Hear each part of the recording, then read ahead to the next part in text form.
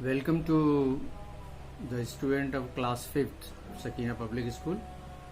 Science का ये तीसरा लेक्चर है। हम लोग प्लांट्स के बारे में पढ़ रहे हैं। मोर अबाउट प्लांट हमारे चैप्टर का नाम है। और इससे पहले हम डिस्पर्सल के पास सीड डिस्पर्सल के बारे में कुछ बातें कर चुके हैं, तो आपने समझी होंगी। सीड्स का अपने पेरेंट प्लांट से दूर चले जाना, जिसके लिए वो कई तरीके अपनाते हैं, सहारा लेते हैं जिन चीज़ों का, उनको कहते हैं डिस्पर्सल के एजेंट्स ऑफ सीड डिस्पर्सल। और उन एजेंट्स में विंड है, एयर है और वाटर है, एनिमल्स हैं, एनिमल्स में इंसान भी शामिल हैं।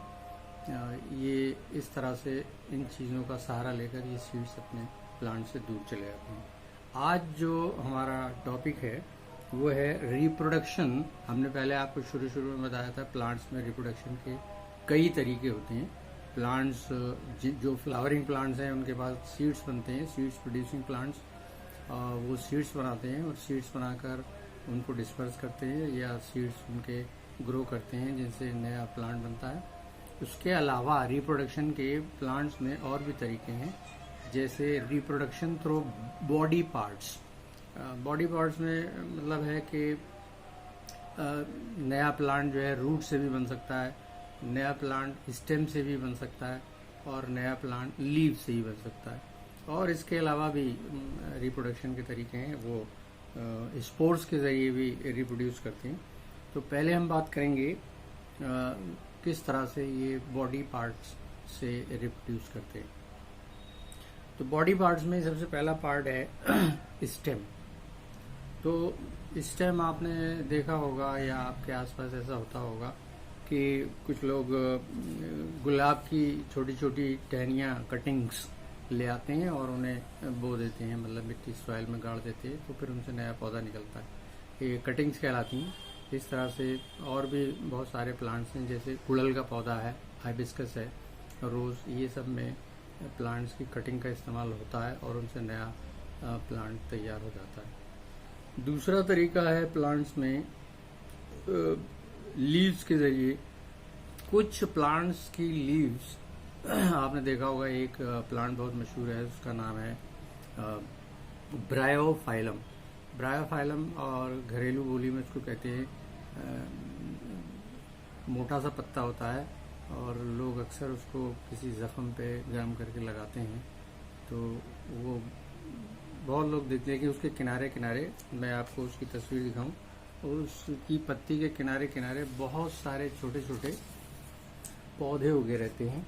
देखिए ये है वो ब्रायोफाइलम, और इसका वो हिस्सा जिसमें वो थोड़ा सा प्लांट निकला हुआ है, बेबी प्लांट निकला है, अगर वहां से तोड़ के इसको जमीन में, सॉइल में दबा दें तो वहाँ से नया पौधा निकल आएगा। तो ये रिप्रोडक्शन थ्रू लीव्स, ब्रायोफाइलम बड़ा मशहूर है, जख्म पत्ता कहलाता है ये, और घाव पत्ता भी कहते हैं इसको। और तीसरा तरीका है रिप्रोडक्शन फ्रॉम रूट्स। कुछ रूट्स ऐसी होती हैं प्लांट्स में जो बहुत सारा खाना जमा करके मोटी हो जाती हैं। जैसे आपने देखा होगा शकरकंद घरों में इस्तेमाल होती है, आती है, लोग उबाल के खाते हैं, भून के खाते हैं। वो एक्चुअली एक रूट है। अगर उस रूट का एक थोड़ा सा टुकड़ा कहीं प्रॉपर जगह पर, प्रॉपर सॉइल में उसको दबा दिया जाए तो उससे नया पौधा निकल आता है। तो देखिए बॉडी पार्ट से जो रिप्रोडक्शन हो रहा है, एक तो सीड से होता है, उसको हम अलग कर देते हैं, सीड्स जिनमें सीड्स हैं वो। दूसरा है बॉडी पार्ट है। बॉडी पार्ट में पहला पार्ट है स्टेम। स्टेम की कटिंग लगाई जाती है कुछ पौधों की, हाइबिस्कस है, रोज है, इनकी काट की कटिंग लगाई जाती है तो नया पौधा बन जाता है। रूट्स हैं, जैसे मैंने भी बताया, स्वीट पोटैटो या शकरकंद, इसका अगर एक टुकड़ा जिसमें कोई बर्ड हो तो उसको अगर हम दफनाएंगे सॉइल में तो वहाँ से नया पौधा निकलेगा। और लीव्स हैं, जैसे ब्रायोफाइलम या घाव पत्ते का वो किनारे किनारे, इस एक पत्ते में किनारे किनारे 10, 12, 15, 20 छोटे छोटे प्लांट निकले रहते हैं और उनको दिखाई देते हैं बाकायदा। उनमें छोटी छोटी लीव्स दिखाई देती हैं, उसमें छोटी छोटी रूट्स दिखाई देती हैं। और उस छोटे से एक पीस को अगर हम किसी प्रॉपर जगह पर, जहाँ पर हल्की सी वार्मथ, हल्का सा कुनकुना माहौल मिले, थोड़ा मॉइस्चर मिले और अच्छी किस्म की सॉइल हो, प्रॉपर कंडीशन ये मिल जाए अगर उगने की, तो वहाँ से एक नया पौधा निकल आता है। और पहला तरीका हो गया सीड्स, दूसरा तरीका हो गया body parts of the plant, और तीसरा तरीका है रिप्रोडक्शन रिप्रोडक्शन बाय स्पोर्स। तो पहले मैं आपको स्पोर्स बता दूं। स्पोर्स बहुत बारीक, तकरीबन ना दिखाई देने वाले, नेकेड आई से उनको हम नहीं देख सकते, बहुत बारीक होते हैं। और उसकी एग्जाम्पल मैं आपको घरेलू एग्जाम्पल बताऊं। कभी कभी ऐसा होता है कि ब्रेड जो हम लोग मंगाते हैं, स्लाइस्ड ब्रेड जो बाजार से आती है, डबल रोटी जिसको कहते हैं, अगर उसको आप ऐसे रख के छोड़ दें कहीं पर, तो कुछ 2-1 दिन के बाद अगर आप उसको देखेंगे तो उस पर कुछ आपको लाल रंग का, कत्थई रंग का, नीले रंग का, हरे रंग का कुछ पाउडर सा दिखाई देगा। और अगर उस पर थोड़ा सा फूंक मार देंगे कि इसको हिला देंगे तो आपको बहुत सारी बारीक बारीक धूल सी उड़ती हुई दिखाई देगी। वो धूल ही एक्चुअली स्पोर्स हैं। अगर वो स्पोर्स किसी दूसरी चीज़ पर गिर जाएंगे तो फिर वो ग्रो करेंगे अगर उनको कंडीशंस मिल जाती है। ऐसा स्पोर्स से रिप्रोडक्शन बड़े प्लांट्स में भी होता है। फर्न उनका नाम है। फर्न प्लांट्स ज़्यादातर पहाड़ी इलाकों में पाए जाते हैं। फर्न में उनकी पत्तियों जैसे मैंने आपको बताया था कि किसी भी पत्ती के 2 सरफेस होते हैं। एक तो ये देखिए, एक तो ये डॉर्सल सरफेस होता है जो गहरे रंग का रहता है, और उसके नीचे होता है वेंट्रल सरफेस, नीचे का हिस्सा, नीचे की सतह।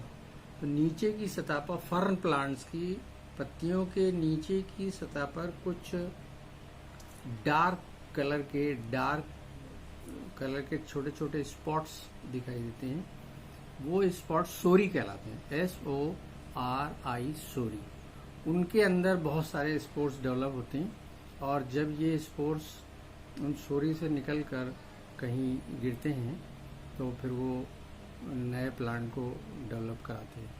तो ये तो फर्न बड़े बड़े प्लांट्स का। और दूसरा जो मैंने आपको बताया फंजाई, जैसे ब्रेड मोल्ड, डबल रोटी पर उगने वाला मोल्ड, इस तरह से वो रिप्रोड्यूस करते हैं। तो ये रिप्रोडक्शन कहलाता है, रिप्रोडक्शन बाय स्पोर्स। तो हमारे पास रिप्रोडक्शन के कितने तरीके हो गए? रिप्रोडक्शन का एक तरीका हो गया सीड्स के थ्रू, सीड्स बनाकर। जिन प्लांट्स के पास ये सलाहियत है कि वो अपने सीड्स बना लेते हैं अच्छी तरीके से, तो उनको सीड्स बनाते हैं। और जिनके पास ये सलाहियत नहीं है, या उनके पास दोनों सलाहियत, सीड्स भी बनाएंगे और उनकी कटिंग्स भी लगा सकते हैं, तो फिर वो बॉडी पार्ट के थ्रू रिप्रोडक्शन आ जाता है। उसमें स्टेम, रूट्स और लीव्स हैं। और तीसरा रिप्रोडक्शन बाय स्पोर्स, मैंने आपको बताया फर्न में बहुत मशहूर है। और फर्न के अलावा फंजाई, फंगस एक कैटेगरी है प्लांट की, उनमें बहुत मशहूर है। इस तरह से ये रिप्रोड्यूस करते हैं। तो इस सिलसिले में आपकी बुक में, क्लास 5th आपकी बुक में पेज नंबर 8 पर 2 क्वेश्चन, इन 2 क्वेश्चन को आप पढ़िएगा। पहला क्वेश्चन है, what are the necessary conditions required for germination. दूसरे लेक्चर में मैंने आपको बताया था कि प्रॉपर सॉइल हो, थोड़ी नमी हो, मॉइस्चर हो, और थोड़ी वार्मथ हो। ये 3 बड़ी ज़रूरी कंडीशंस हैं। ये अगर तीनों मिल जाएंगी तो सीड ग्रो करेगा, जर्मिनेट करेगा। और दूसरा क्वेश्चन है, name a seed that is dispersed by, number 1 है विंड। तो विंड के मैंने आपको बताया था लेक्चर नंबर 2 में कि विंड के ज़रिए डिस्पर्स होने वाले प्लांट्स में, सीड्स में डेंडेलियन है, मैपल है, और एक ही आपको लिखना है, इसमें से कोई एक लिख दीजिएगा। और जैकरंडा है, इसका नाम लिख दीजिएगा। और दूसरा है वाटर के ज़रिए जो डिस्पर्स होते हैं वो बहुत ही कॉमन जो सीड है वो है कोकोनट। और एनिमल्स के ज़रिए बहुत सारे, जैसे मैंने बताया, जैसे ह्यूमन बींग्स बहुत सारी चीज़ें खा के उनके सीड जो है मुंह से निकाल लेते हैं, तो उसमें आप देखिएगा ऑरेंज है, लीची है वगैरह। और दूसरे एनिमल भी इस तरह से फ्रूट खाते हैं, सीड उनके पेट में चले जाते हैं, फिर उनकी ड्रॉपिंग्स के ज़रिए वो बाहर निकलते हैं। तो इनके नाम आप लिख सकते हैं। तो आज के लिए इतना। उसके बाद नेक्स्ट टर्न पर हम लोग क्रॉप्स के बारे में बात करेंगे। ये तीसरा लेक्चर है। चौथे लेक्चर में क्रॉप्स के बारे में हम बात करेंगे। थोड़ा सा पढ़ लीजिए।